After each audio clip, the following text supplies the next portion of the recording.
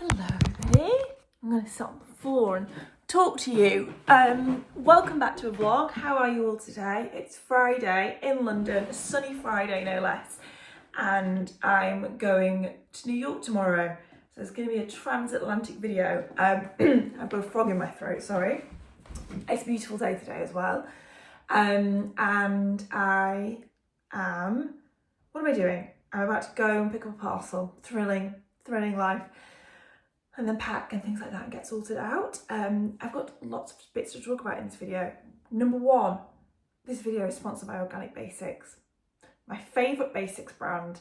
I wear their underwear first and foremost all the time. I love everything they do, but I wear their underwear religiously. They do great knickers, great bras too, but the knickers are my favourite. And I've worked with them so many times over the years, and honestly it's so lovely when you have like a returning brand like that wants to work with you. So I'm very excited to be working with them again. I have a discount code which will be written here, and I'll put all the information in the description box for that if you did want to order anything. So I've got a few things to show you from them throughout the video. I'm wearing the first thing now, which I'm going to show you in a second, but yeah, big thank you to Organic Basics for working with me again. I'm really excited about it. They're a fully sustainable brand who focus on cotton basics that I very much vouch for. They're gym stuff. I wear their like leggings and things to the gym, t-shirts at home, things like that. They've got so many great pieces. So that was number one. Number two, I've got books to talk about in this video. I'm currently reading Martyr, which it's been everywhere, and I posted about it yesterday on Buffy's. So many people responded to it, so I'm really excited to finish it and be able to talk that through a little bit. And three is I finally went to see a dermatologist. Finally. I went to one who was recommended by a friend. She's called Ingrid Raphael. She's based in Angel in London. And I've had like my initial consultation, and she's given me a whole new skincare regime that I haven't started yet because I'm waiting for one thing to arrive and I want to do it sort of all at once. And I'm going in for a series of like red light treatment, I think. But she basically said that she thinks I've got rosacea and perioral dermatitis. Is that what that's called? Something long. And compromised skin barrier and inflammation. So not very much. Also, there is somebody who is watching, I hope that you're watching today, who has commented so many times saying, I think this might be rosacea, by the way. Just saying again, I think this might be rosacea. And I have noticed those comments, and you were right. That is what's been going on. So I'm really glad that I sort of know what it is and hopefully can start to get things a bit better. I do have makeup on today, but like I've had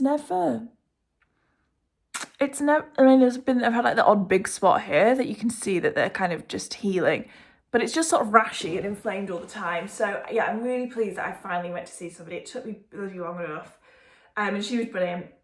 So I'll keep sharing that journey when I start, that all the new stuff. I actually haven't done anything differently yet, but I really, feel really good about that actually, and quite nice to like do something that feels like you're like investing in yourself in that way. Made me feel really good too. So that's the skincare update. But other than that, I don't think I've got anything to tell you. I'm good. I'm exhausted. Everyone I know is exhausted. I don't know why. So this whole year collectively there's been a whole lot going on. But anyway, I'm about to get ready to go out, but I'm going to show you these trousers, which, oh my God, my legs are so sore from the gym, which I will also wear to go out. These are the Organic Basics core trousers from their core collection, I mean. Oh my God, they're so good. They are like a stretchy jersey fabric, really nice fit over the waist and tush, slight flare leg. I obviously am wearing them around the house right now. I've just been at home all morning, but these would be so fun to style up with, like, I don't know, a nice silk shirt, some chic sandals, great sunglasses. I'm so ready for summer dressing, I can't tell you. But for now, it's sunny but still cold, so I've got a cashmere jumper from Longchamp, but they're so good. These are such a great length, so I'm going to just keep these on to go out. I'm going out this evening. Maybe I'll wear them also for the evening because they are so comfortable. So yeah, I'm just going to get dressed now and head out while it's still sunny and run my errands. Hello everybody, excuse the state of moi. Just packing. I'm only there for a couple of weeks. got a lot of back and forth coming up, and I don't think I take very much. I should, in my dream world, keep a physical inventory of what is where, but I keep it in the mind, and actually, dare I say, quite robustly, it's up there. And it's going to be spring-ish there. I definitely have enough coats there. So far I've packed, shoes-wise, Chanel ballet pumps. Those are the pair of shoes that come back and forth with me every single time, I will say. Just because even in the winter, sometimes I find I want to wear them in an evening. My blue Tod's loafers, my beige ones, I got caught in a rainstorm in them the other week and I think I've ruined them. I'm really upset. These from Sir, which are like a sandal that I've had for a while. I have a fisherman sandal like this and another shoe from them similar to this, so I thought, you know what, these can go across the pond because I have a few pairs like that here.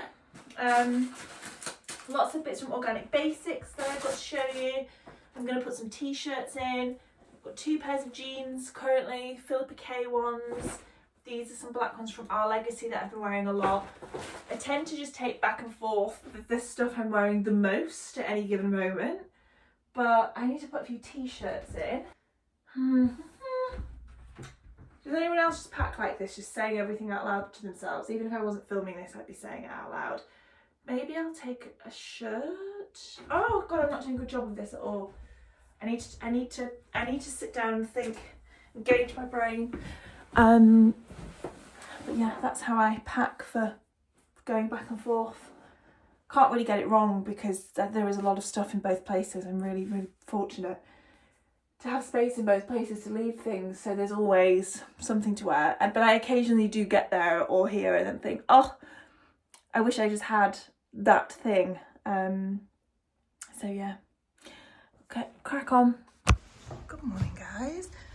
Look at this sunshiny jacket. Been so committed to dark colours over the winter, and really want to try and inject a bit of life into things, into me as well, hopefully, for spring. And I ordered this from Corley Studio, so I have a couple of pieces from already. It's a London-based brand. It's really beautiful. Lots of things made to order. I have this in a small. Their sizing's quite oversized, and it's beautiful. It's the most gorgeous buttery yellow, very different for me. I think I'm going to have a bit of a challenge styling it. But anyway, I fly to New York later today. I'm just about to go out and get a coffee and some breakfast before I go to the airport. I'm just wearing it with a mango knit t-shirt, the Organic Basics trousers again. I'm going to travel in these today because for obvious reasons they're very comfortable. The usual salmon enamel shoes. I truly wear these, or the black ones, every single day. I'm not even remotely tired of seeing myself in them yet. I think they're beautiful. And yeah, just gonna go get some coffee. It's a lovely sunny morning.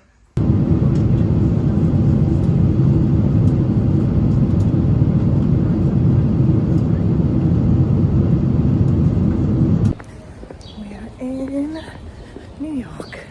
I made it. It was a bloody long travel day yesterday, but I'm back and going to Whole Foods. Decided Whole Foods is going to be my supermarket choice for the first shop because I want a rotisserie chicken and they don't do them at Trader Joe's, I don't think. Please correct me if I'm wrong. And it's foggy but quite mild, so yeah, it feels so good to be back always. Alright, big shop's been done very successfully. I'm starving. I need to make myself some food quickly. But got this beautiful radicchio. Look at that. Oh my god, I have to take a photo of it. Hang on. Sorry, I just had to do a quick radicchio photo shoot there. Look at it. Oh, I love it. I don't know really what I'm going to make with that. Some eggs, which I'm going to have now. Some tulips. Tulip season, my favourite. Some nice kale to make a kale salad. I love kale like this. Getting really into kale, which is good. Carrots, Love carrots too, eating a lot of those at the moment. Well, nice healthy bits. The little baby, that's not a carrot, it's a cucumber. I was going to say carrot. Some flatbreads, which have gone maybe small flat and smushed. Some chicken. I spent a long time in the pickle aisle, obviously, and decided after much deliberation with some, I think something's leaked somewhere, some Greek pepperoncinis, hopefully a bit spicy, a bizarrely packaged tub of tomatoes, some whole milk, some Oatly, some of the Elite Berry, ginormous garlic bulb, some butter beans, which are surprisingly hard to find sometimes in New York, some more soap for the bathroom, some maple syrup for salad dressing, just running out of space, some hand sanitizer. Also, this bag is from the New Yorker J. Crew collab. They did, it's so good. I was here when I got back. I opened it this morning. I was very excited about that. And then a second bag of stuff. We have a nice big lovely red bell pepper, a onion, I got 2 Honeycrisp apples, some of this spinach artichoke bitchin sauce, which I've never had before but it was on offer, so I thought I'm going to try that. These, I'm obsessed with these. I'm sure they're full of added sugar, which isn't good for me, but I don't want to know about it. They're like these protein yogurts. I'm actually so hungry, I might have one right now. A couple of sweet potatoes, a couple of avocados, that one's got smushed, so I'll eat it now. Some Dijon mustard for salad dressings, some other avocado, manchego cheese, some tuna to have like a sweet potato and tuna. My favourite TikTok girl, Alyssa, who does the snap plates I always talk about, has been having loads of these, Mama Lil's peppers. These are the kick butt ones, the hot ones. They didn't have any of the regular ones, but I'm very excited about that because she's been using them loads. And when I watch her videos, I'm like, I can't wait to get back to America to be able to get the exact things. 3 lemons actually somewhere, I think, and some milk chocolate covered almonds. That was a very, very, very successful food shop. I'm gonna make myself something to eat right away because I am so hungry. And another thing from the little J. Crew New Yorker thing, they sent these little espresso mugs. This is a person, I don't know if you'll be able to see, but it says, for your information, it's not too big, it's oversized. How cute are they? I'm really pleased with those. Thank you, J. Crew. And yes, gonna make some food, sit and read. I've got lots of books to talk about, which I shall do shortly, and just sit for a second. I feel a little bit discombobulated. Okay, brekkie. Well, brunch now. Got some nice crusty bread, manchego cheese, some butter, avocado, soft-boiled eggs, and those new spicy peppers, and lots of salt and pepper and some olive oil. This is the jigsaw I've got on the go. I've just turned over all the pieces. I'm gonna sit and do this for maybe half an hour before I film some content for TikTok. Good morning, everybody. It's pretty, well, it's 7:30. It's not too early now, but I've been up since half 5. I was meant to shoot today, and it is the greyest, rainiest, most horrible day. Rained all night long. So I've cancelled that, which now means I've got an unexpectedly open day. So I'm just getting a bit of work done, and then I thought might go to the New York Public Library. I need a salad bowl, so I might go to Williams-Sonoma, which I've never been to before in New York. I think I've been to one in LA before, or somewhere in California. And I just thought maybe actually that would be a really nice vloggy day, probably a bit more to share than taking photos will have been. But yeah, it's like, feels like depths of winter. It's so miserable outside. So we're just gonna have a cozy day, which I'll be honest, I'm not in the mood for. I'm over cozy days. I want to be outside in the sun in a t-shirt. That's what I want. But can't always have what you want. You can't always get what you want, to quote Mick Jagger even.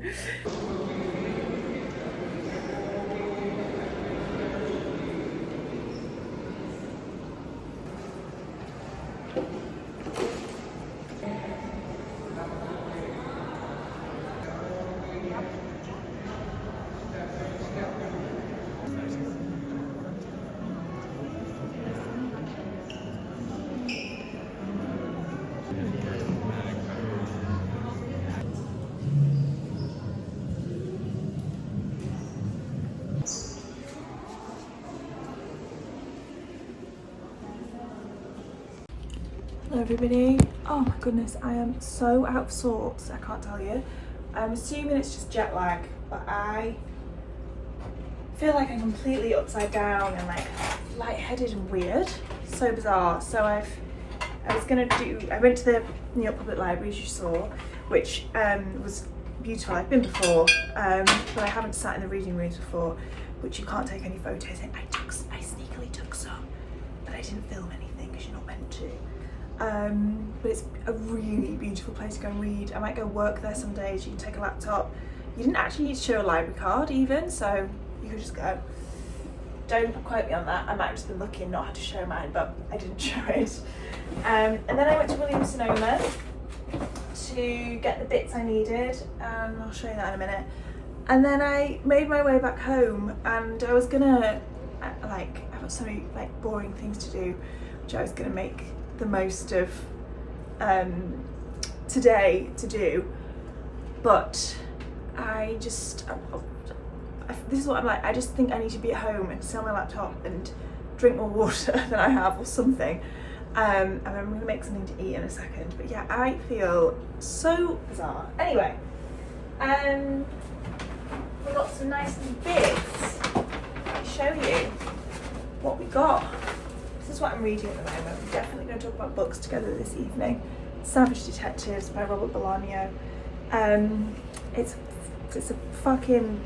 a big one. It's a big boy. I'm enjoying it though. I'm like 150 pages in. I was just checking, but I am enjoying it. Slightly losing my pace with it, but again, that could be more of a symptom of my mind. I went into Muji because I wanted some little side bowls.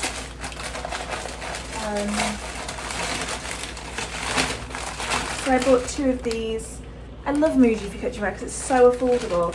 Just white with a little blue rim like that. They're really nice. I have been so good at cooking more all of this year here, and I'm enjoying it so much, as you might be able to tell by the increasing food content and shopping home grocery shopping content. So I'm sort of noticing the gaps in my kitchen, as it were, of things that I need to make the bits that I want to make, and this was one of them. I just don't have enough space for anything. Okay, and then in Williams-Sonoma, I went in for 2 things. 1, Success microplane. These are kitchen essential, I would go as far as. I have one in London, I use it all the time, and I don't have one here. And I was missing it, I needed one here. So I bought one of these. They last, the one I've had in London, I think I had it since I've been in Manchester. So buy them once, keep them forever. It was, how much was it? $18. I fear you could get it for a lot cheaper elsewhere. So I'm very pleased about having one of those. And then I bought, because we're in America, and these are an essential for following any recipe. And that's the wrong thing. I've been eyeballing it and probably getting it wrong. Some cups, measurements. I bought these really nice little stainless steel ones. And yes, not much more else to say about those, but you need them. I bought this lovely little glass lidded container to put salad dressing in, because I keep making these salads and sometimes make enough to keep in the fridge, but if I keep them in the fridge with dressing on, it sort of goes a bit soggy, so I want to make a separate dressing. So I got one of those. And then the most exciting thing, which I only decided to get this morning because, well, I'll tell you when I've shown you what it is. I bought a new kettle. This grubby little thing. I did try to give it a good scouring clean but couldn't, and it's just one from Muji, and the lid keeps falling off when I'm pouring it. Don't know what's happened to it. It's come loose in some way, and I'm just one day away from scalding my hand. So that slight inconvenience turned to this, like in the middle of Williams-Sonoma, a long, convoluted self-bargaining essentially as to why I should get a Le Creuset one. And I persuaded myself. I can be most persuasive at times. 'Tis an essential. I personally adore the classic Le Creuset red. Although the orange I thought is the original Le Creuset colour, but this to me screams it. And the kitchen's so kind of cream, and I mean it's actually like, when I really do take this kitchen in, it's pretty gross, but pop of colour should be lovely. So I'm going to make a cup of tea right away, and I'm very excited about this. So yeah, I'm just going to make a salad. No! Oh, I hate it when a sticker does that. Horrible, horrible thing to have happen. And I'm going to do some work, and tomorrow's going to be a sunny day. So tomorrow's going to be a better day than today is. It's fine that today is a bit of a weird one. I think I just need to sort of take everything a bit slowly and look after myself, because I honestly thought I was going to faint when I was on the subway earlier, which isn't nice. Wouldn't want to faint in the subway because I wouldn't want to come into contact with the ground there. Wouldn't really want to come into contact with the ground anywhere out and about in New York, if I'm honest, but the subway would be one of my least favourite places to have that happen. I'm going to go and deal with this off camera before I get stroppy. Here's the salad: kale, chicken, carrots, avocado and sweet potato with a nice kind of mustardy dressing. Can't wait.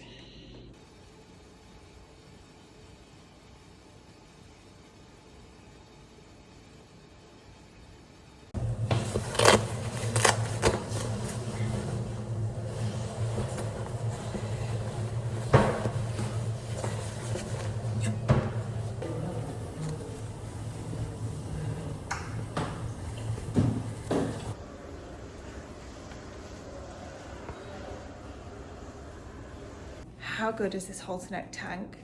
It's one of the Organic Basics ones. I wish it was warm enough to wear this, but alas, it is not. The white top I had on in the gym was from them as well, the tank top. Like I said, I really like their stuff as gym clothes, but they're really flattering. They would fit all body types, but if you have bigger boobs, they are so like tight fitting but not uncomfortably so at all, that you feel like you've got a bit of support, which is also, I mean, I wear like a sports bra as well, but it's why I quite like it at the gym. But if you want to go for like the braless tank top look this summer, I just think like there's just, everything feels sort of held in place in a way that also makes it really flattering. Anyway, I thought that I would also, because I keep banging on about their knickers, I have a pair here. I'll be totally honest, there are certain times in my life when I feel confident enough to be on the internet in my underwear, and other times when I do not, and this is a do not phase. So I'm just going to show you them like this instead, and also show you how good their packaging is. It's so nice. It says, "You're doing good, thank you for shopping sustainably." These are their Flex Hipster. I actually really like their thongs a lot, but these, I mean, these are also great. They're just the softest. Look at how cute this lemon yellow is, and it has this like V-neck knicker, which is also really, really, really flattering as well. But yeah, these are so comfortable. They're just the softest cotton. Is that a reminder? I love you for that. Hello. Hello. I love our vlogging inception. I do. You have to go watch. Good morning, guys. Excuse how sleepy I am looking. Very sleepy for somebody who actually slept really well. Feeling a bit better today, less insane. I thought that I would end this video with the book chat that I've been promising the whole time as well. And also one more thing from Organic Basics, quite a booby top. I also have it in black, but I'm just wearing it underneath my shirt today. Oh my gosh, it really is providing a lot of support, shall we say. There's no actual like bra support in it. This is just a testament of how like well form-fitting their pieces are. It's great. Really great underlayer, and I think, like I said, I've got the black version. That in an evening, if I was feeling confident enough, with like black trousers, a belt, so simple, I think would look amazing. But I have underneath today because it is unfortunately not actually warm enough to be going out in that. It's probably actually not warm enough to be going out in a shirt even. But yes, thank you so much again to Organic Base for sponsoring this video. I'm going to link everything in the description box that I've shown you, and put the details about the discount code as well there. Anyway, books. I have been listening to for ages Braiding Sweetgrass by Robin Wall Kimmerer. It's really beautiful. Her voice is wonderful to listen to. It's taken me a lifetime because I don't really have very much time to listen to audiobooks. I find them quite hard to concentrate on. I have to be basically doing my jigsaw. I can't really listen when I'm doing chores around the house. I try and then I realise I haven't actually listened to a single word. But it's beautiful. I really recommend it. Thank you so much to everybody who recommended it. Really nice listening to a non-fiction. Anyway, into books that I'm actually reading, which I feel I can say more about. This, I started on my flight over, The Savage Detectives by Roberto Bolaño. I haven't read any of his work before. Really didn't know what to expect from it, if I'm honest. I know that he is very, very, very well loved by lots of different people. And this is kind of split into 3 sections. It's following this group of writers, poets called the Visceral Realists, as they end up basically being on the run. And the first part is sort of diary style as you're introduced to all of the main characters, and it's from the point of view of this teenager who's like 18, 19, I think, called Juan Garcia Madero. And I instantly loved it. You know when you read a narrator just really connects with you. He's really snappy, not much detail. He's like quick observations, quite humorous in points. Very much how I find that I connected with Sherman McCoy in Bonfire of the Vanities. Something that I feel like I can just really get in there with the pace of it. So for the first sort of 150 pages, I was like, oh wow, like this is going to be an all-time favourite for me. I'm so into this.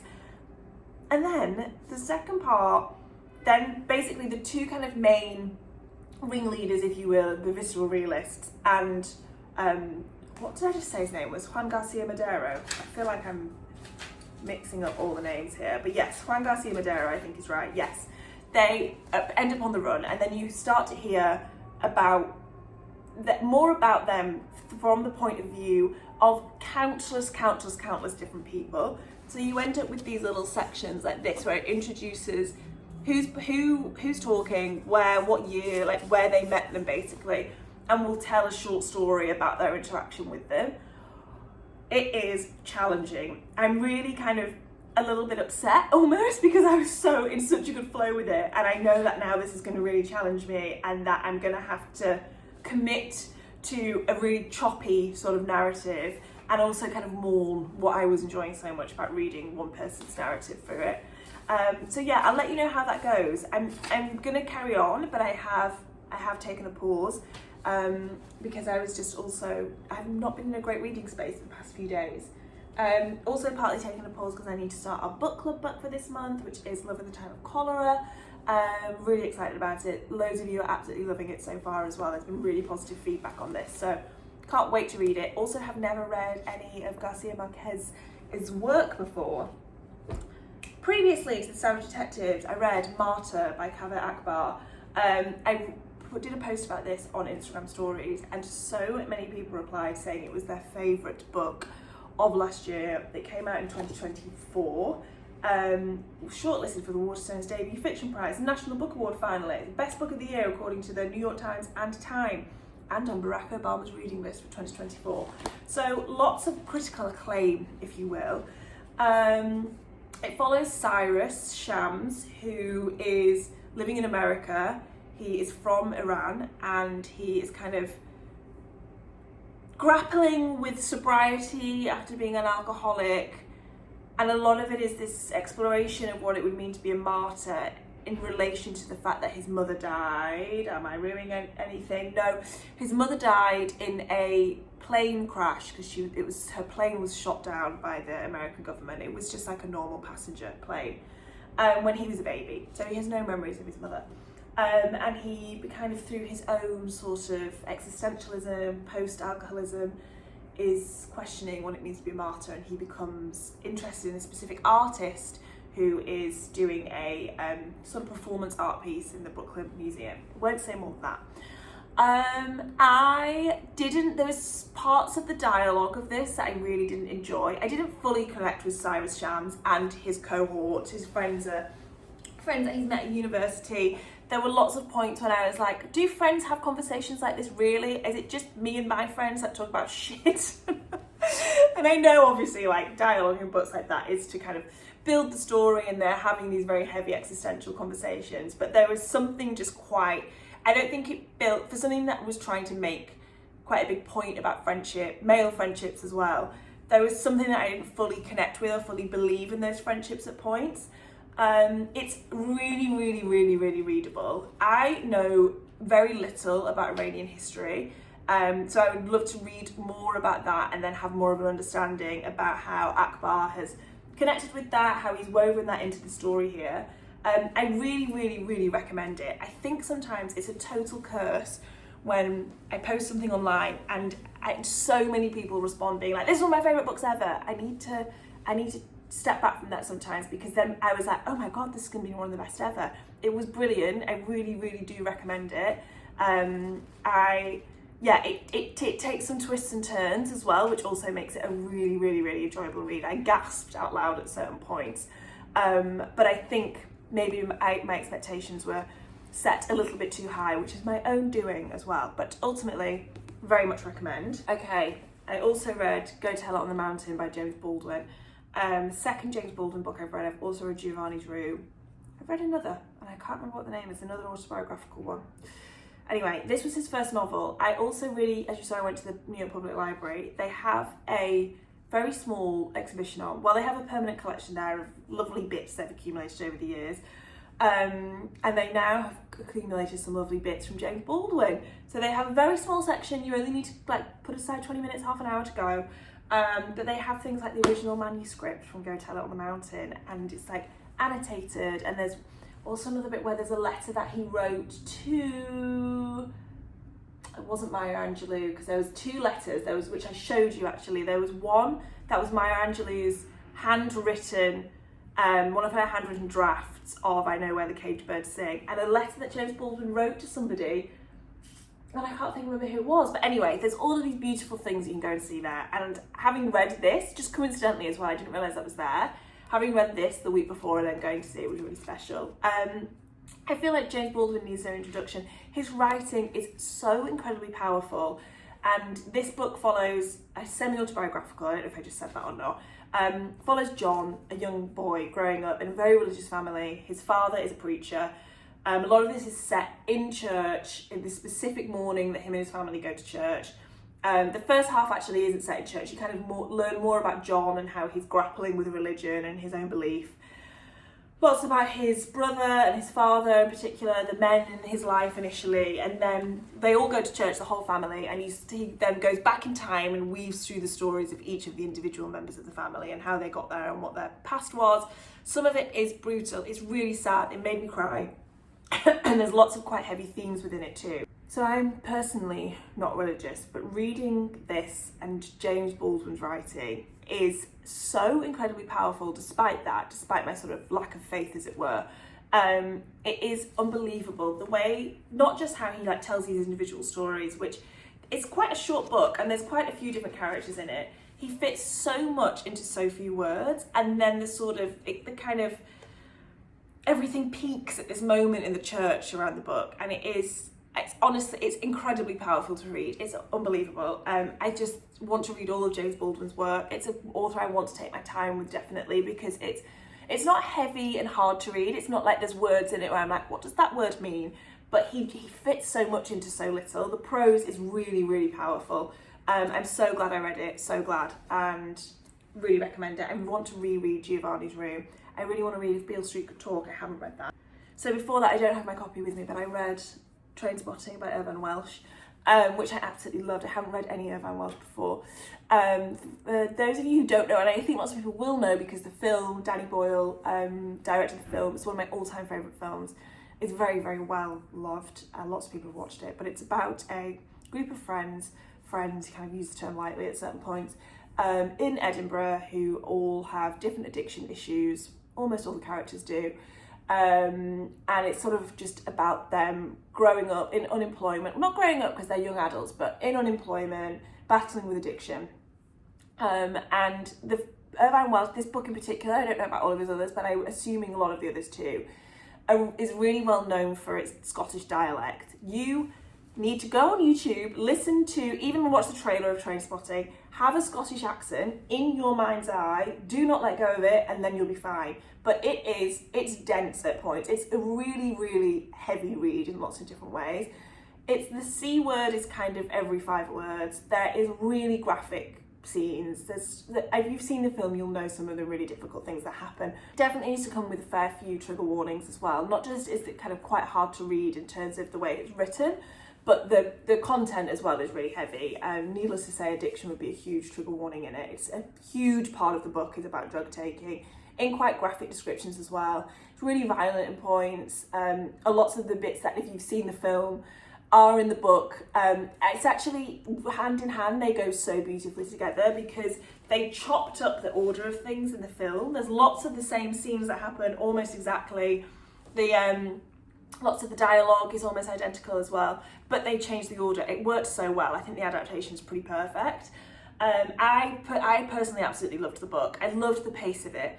When I'm trying to hone my enjoyment and what I really like reading, I think I like a pacey book, and that doesn't mean twists and turns, but something, as I was saying about The Savage Detective, where the narrator is kind of moving through things quite quickly. I do love moments where someone stops to like really build a scene, and especially if I know I'm leaning into a book that's very much about like the landscape, or there can be very slow meditative reads that I do really, really, really enjoy. But I think I need to have that reading interspersed with a book where I'm like, oh, this is punchy. Like, we're getting through a lot here. It's quite a long book, Trainspotting. It's over 500 pages. Oh, maybe around 500. And it's unrelenting. The pace does not stop at all. But if you liked the film, you will like the book. If you did not like the film, do not go anywhere near the book. It's not going to change your mind on it at all. Before that, I've got another bleak book I read was Bee Stings by Benjamin Myers. I've read one by him before, which is called The Gallows Pole. I don't know very much about him, but I'm going to take a punt and say I assume he's from the north of England, because a lot of his books are set in the north of England. The Gallows Pole is set exactly where I grew up. Bee Stings is set in Cumbria, in the Lake District. I think I have a sort of biased view of his writing because that landscape is very, very, very like dear to my heart. Very familiar to me, and the way he writes it is perfect. I love it. As soon as I start reading his stuff, I'm in that place that I also know so well. Bee Stings is fucking bleak. My God, it is unrelenting. It is about a young girl who is on the run, with a baby, and she's being pursued by a priest and a poacher. The ending is one of the hardest endings for a book I've probably ever read. Again, the pacing of it was absolutely perfect. Interestingly, there's a lot of time given to the landscape, but I do really want to make it clear that I am biased and that he could say one line about it and I'm like, oh, really, really speaks to me. If you don't know that part of the world, which is near to where I grew up, it's really beautiful. It's incredibly sort of spectacular at points, but the overwhelming word I would use to describe it is grey. The weather is grey, it is bleak, it's quite an unrelenting landscape at times. That is the setting of this chase. The whole book is basically a chase scene. Was perfect. I thought it was absolutely incredible. I loved it. Really recommend it, but I'm recognising my own bias around it. Before that, we read Symposium, Muriel Sparks, which is a book club book, so I won't dwell on it because we've talked about it a lot. Haven't read any Muriel Sparks before, would definitely like to read more of it. Next time someone asks me for a holiday read, I'm going to say Muriel Sparks. It is fun, light, quippy, just fun. It was a really enjoyable read. Really different from what we've been reading for book club as well. And then before that, I read Annie Ernaux. I was just thinking then how majorly male my reading has been, but actually it's quite balanced, so that's fine. I was worried. The Years by Annie Ernaux, which I read because I went to see the play in London, which I really recommend. Also comes with a very hefty trigger warning. Incredible. Love Annie Ernaux. That's probably the third bit of writing I've read from her. I've read Simple Passion and Happening as well. She's just incredible. The Years took me a minute to get into. Really specifically 70 pages. I remember suddenly being like, got it. Reads almost like a list. if you're going to see the play in London, which I really recommend you do, I really recommend reading the book first. Those, again, hand in hand, being able to read it and then going to see that, I'm so grateful that I got to do both. And the play is, oh my gosh, I have a copy of it, right. Here we go. I didn't realise I had a copy here. The play, especially the opening, well, throughout it, because it does also interweave some things from Happening and some things from Simple Passion. But the opening is word for word what the opening is on the book. And the two made me appreciate one another so much more. But yeah, I mean, Annie Ernaux, I think, should be on every essential reading list. So yeah, that's where I'm at book-wise. I'm going to have a reading day today, actually, and start Love in the Time of Cholera, which I'm really excited about. If anyone has read this, do I persevere? I want to, because of how much I enjoyed the opening of it, but suddenly I'm like holding it like, oh, there's a lot to go there. I'm not feeling too sure about it. Anyway, I've talked for so long now. This is going to be a really long video, but thank you so much for watching. I'm going to link everything that I mentioned in the description box. And yeah, I'll see you in the next one.